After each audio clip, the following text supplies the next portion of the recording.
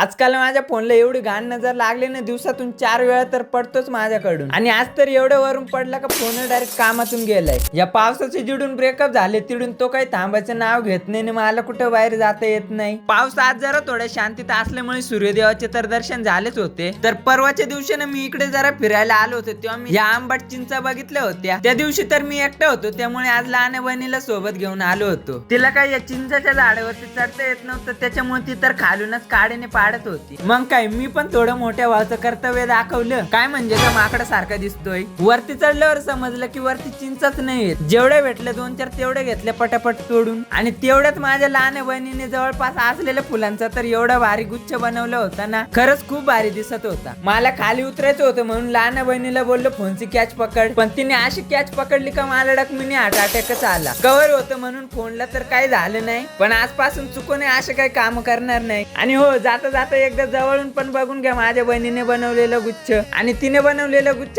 तुम्हाला कसा वाटला कमेंट मध्ये नक्की सांगा.